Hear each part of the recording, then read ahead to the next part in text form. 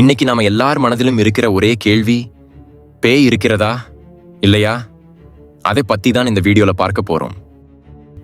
அதற்கு முதல்ல பேய் என்றால் என்ன என்று நாம தெரிஞ்சுக்கணும். பேய் என்ற சொல் கேட்டவுடனே நமக்குள் தோன்றும் முதல் விஷயம் பயம், இருளின் நடுக்கம், மரணத்தின் நினைவுகள். ஆனால் உண்மையில் பேய் என்பது என்ன? இது ஒரு உயிரில்லாத சாயலா அல்லது உண்மையில் உயிரினத்தின் ஒரு அடுத்த நிலையா? பேய் இருக்கிறதா என்று கேட்டால் மனிதர்கள் இருவிதமாக பிரிந்து விடுவார்கள். ஒன்று, நாங்கள் பார்த்திருக்கிறோம், அனுபவித்திருக்கிறோம் என்பவர்கள். மற்றொன்று, அது வெறும் மூட நம்பிக்கை அல்லது அறிவியல் காரணங்களால் விளங்கக்கூடிய ஒன்று என்பவர்கள். பேய் பற்றிய நம் நம்பிக்கைகள் சினிமா, பழமொழிகள், கிராம கதைகள், ஆன்மீக நூல்கள், அறிவியல் ஆய்வுகள் என பல்வேறு மூலங்களிலிருந்து வந்திருக்கின்றன. பேய் என்றால் திரைப்படங்களில் நாம் பார்ப்பது போல மிகவும் கொடூரமானது, இரத்தம் தெறிக்க, கூச்சலிட்டு பயமுறுத்தும் உருவம், வெண்மை முகம், நரக ஒலி, எப்போதும் இரவு நேரம், ஒருவரை தொல்லை செய்யும், உயிரை பறிக்கும் என்று இருக்க வேண்டும் என்று அவசியமில்லை. இது முழுக்க முழுக்க மனிதன் பயத்தை விற்பதற்கான கற்பனைகளின் காட்சிப்பதிவு. பேய் பற்றி முழுமையா புரிந்துக்க நாம ஆன்மாயை பற்றி புரிஞ்சுக்கணும். ஆன்மா ஒரு நுட்பமான சக்தி. உடலோட இல்லை, ஆனா உடலை உபயோகிக்கிறது. இந்த வாழ்க்கையின் முடிவில் ஆன்மா 3 நிலைக்கு போகும். முதலாவதாக மோட்சம், இது மிக குறைவான பேருக்கு. இரண்டாவதாக மறுபிறவி, கர்மா தீராத வரை உயிர் மீண்டும் பிறக்கும். மூன்றாவதாக நிலை கொள்ளாமை, இதுதான் பேய். ஆசை நிறைவேறாமல், மனநிலை குழப்பம், திடீர் மரணம், இவை ஆன்மாவை நிலை பெறவிடாம சுற்ற வைக்கும். பேய் பற்றி ஆன்மீகம் என்ன சொல்கிறது? ஆன்மீகம் என்பது மனித உயிரின் பிறப்பும் மரணமும் அதற்கு பிறகான வாழ்க்கையும் குறித்து பேசும். இங்க பேய் என்பது நிலை கொள்ளாத ஆன்மா, அன்செட்டில்ட் சோல் என பொருள்படும். ஆன்மீகத்தில் பேய்களை பற்றி என்ன சொல்கிறார்கள் என்றால், மனிதன் செய்த நன்மை தீமை அவரது ஆன்மாவின் பயணத்தை தீர்மானிக்கிறது. தவறான செயல்கள், அவசர மரணம், ஆசை நிறைவேறாமை ஆகியவை ஆன்மாவை நிலை பெறவிடாமல் செய்கின்றன. ஒருவரின் இறப்பின் நேரத்தில் உள்ள மனநிலை மிக முக்கியம். சாந்தமாக இறந்தால் ஆன்மா மோட்சம் அல்லது மறுபிறவி பெறும். குழப்பமாக, பயத்துடன் இறந்தால் ஆன்மா பூமியிலேயே சுற்றும். ஹிந்துவில் தர்ப்பணம், ஸ்ராத்தம், அன்னதானம் போன்றவை மரணமான ஆன்மாவுக்கு சாந்தி தரும். இதை செய்யவில்லை எனில் அந்த ஆன்மா பேய் ஆவியாக மாறும் என்று நம்பப்படுகிறது. ஆன்மீகம் சொல்வது, பேய் என்பது துன்பத்தில் சிக்கிக்கொண்ட ஆன்மா மட்டுமே. பயப்பட வேண்டியதல்ல, அதை இரக்கம் பார்வையுடன் காண வேண்டும். இந்த ஆன்மா யாரையும் கொடூரமாக தாக்க விரும்பாது. அவற்றுக்கு கூட நம்மட மாதிரி உணர்வுகள் இருக்கும். சில சமயம் துக்கம், தவிப்பு காரணமாக நம்மை தேடி வரும் ஆன்மா என்பது அழிவில்லாதது. சாந்தி பெறாத ஆன்மா நிலை கொள்ளாமல் சுற்றும், அதுவே பேய். ஆன்மீகம் பேயின் இருப்பை ஏற்கிறது, ஆனால் அதை பாவமாக காணவில்லை. பேய் பற்றி அறிவியல் என்ன சொல்கிறது? பேய் என்பது ஒரு ஆன்மா உடலை விட்டு நீங்கிய பிறகு நிலை பெறாமல் சுற்றுகிறது என்ற கருத்து அறிவியலால் நிரூபிக்க முடியாத ஒன்று.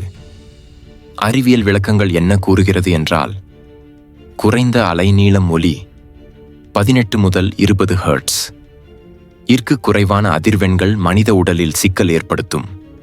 கண்களில் நிழல்கள் தோன்றும், மர்ம உணர்வுகள் வரும். எப்படி அதிக ஹெட்ஸ் ஒலியை கேட்கும்போது காதுக்கு ஒருவித அதிருப்தி உணர்கிறோமோ, அதுபோல லோ ஹெர்ட்ஸ் அதிர்வெண்கள் கேட்கும்போது மர்ம உணர்வுகள் தோன்றுகின்றன. ஸ்லீப் பேரலிசிஸ், கண்கள் விழித்தாலும் உடல் நகராத நிலை, நிழல், ஒலி, பயம் போன்றவை ஏற்படும். இதையே பலர் பேய் வந்துருச்சு நம்புவார்கள்.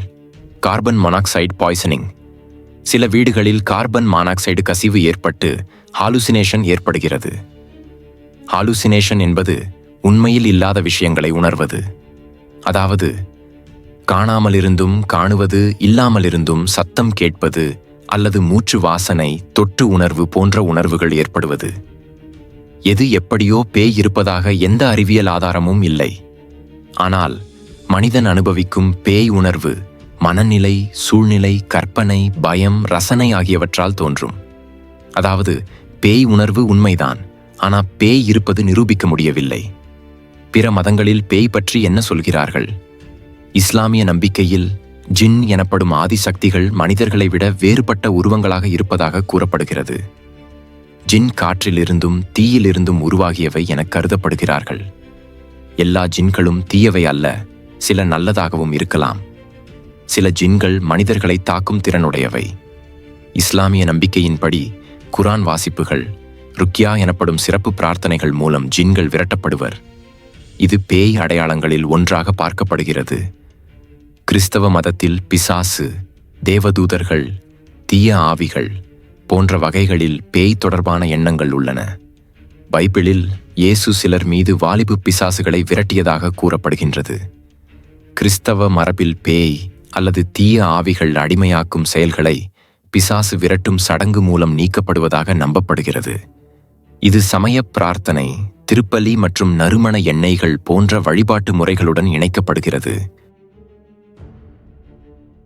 புத்த மதத்தில் பேதல் எனப்படும் துன்பமான ஆன்மாக்கள் அவர்கள் மேற்கொண்ட கெட்டச் செயல்களுக்கான விளைவாக திருப்பி பிறக்கும் என நம்பப்படுகிறது.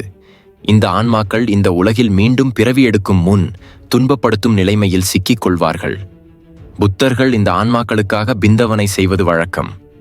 பேய்கள் குறித்து பயம் காட்டும் நிகழ்வு அல்ல, கருணை காட்டும் பார்வை இதில் நிலவுகிறது. சீன கலாச்சாரத்தில் கோஸ்ட் ஃபெஸ்டிவல் எனப்படும் விழா, இறந்த ஆதிகளின் ஆன்மாக்கள் பூமிக்கு வந்து நன்மை அல்லது தீமை செய்வார்கள் என்ற நம்பிக்கையில் நடைபெறும். அப்பொழுது உணவுகள், புகை, காகித பணம் போன்றவை அவர்களுக்காக அர்ப்பணிக்கப்படுகின்றன. இது அவர்களின் ஆன்மாக்கள் அமைதியாகி போகும் என்ற நம்பிக்கையில் செய்யப்படும். யூத மதத்தில் டிப்புக் என்ற சொல் ஒரு இறந்த ஆன்மா மற்றொரு மனிதரின் உடலில் புகுந்து வாழ்வதாக நம்பப்படுகிறது. இது தீய ஆவியாக கருதப்படுகிறது. அதற்கென ஆன்மீக தீர்வு முறைகளும் நடத்தப்படுகின்றன. அனைத்து மதங்களும் ஒரு வகையில் ஆன்மா அல்லது பேய் போன்ற கருத்துக்களை ஏற்றுக்கொள்கின்றன. ஆனால் அவற்றின் நோக்கம், செயல்பாடு மற்றும் அவர்களை எதிர்கொள்வதற்கான வழிமுறைகள் வேறுபடுகின்றன. இஸ்லாமில் ஜின், கிறிஸ்தவத்தில் பிசாசு, புத்தத்தில் பீடா, சீன மதத்தில் முன்னோர்களின் ஆத்மா, யூதத்தில் டிப்புக். இவை எல்லா மதத்தினரும் பேய்களை நம்புவதாக குறிக்கின்றது. பேய் இருக்கிறதா? இருக்கலாம். ஆனா அது பயம் தருகிறதா, நிம்மதி தருகிறதா என்பது நம்ம உள்ளத்தை பொறுத்தது. நீங்கள் எப்போதாவது யோசித்தது உண்டா? ஏன் நமது வீட்டில் இறந்தவர்கள், நமது தாத்தா பாட்டி இவர்கள் பேயாக நமக்கு தெரியாமல் கடவுளாக தெரிகிறார்கள்? இதுக்கெல்லாம் பதில் ஒன்றுதான். நாம் அவர்களை எப்படி நினைக்கிறோம் என்பதே அவர்கள் எப்படி தோன்றுகிறார்கள் என்பதற்கு காரணம். பயமா, அன்பா? நம்ம உள்ளமே அந்த உண்மையை உருவாக்குறது. பேய் கொடூரம் இல்லை, நம் பயம்தான் கொடூரமாக்குகிறது. ஒரு ஆன்மா, அது ஒருவேளை நம்ம பக்கத்தில் இருந்தாலும் கூட அது நம்மை பயமுறுத்தாது. அது ஒரு கனவாக, ஒரு வாசனையாக, ஒரு மென்மையான இசையாக தோன்றும். நமக்கு துணையாகவும் பாதுகாப்பாகவும் தான் இருப்பதாக நான் நம்புகின்றேன். மீண்டும் வித்தியாசமான ஒரு கதையில் உங்களை சந்திக்கிறேன். நன்றி, வணக்கம்.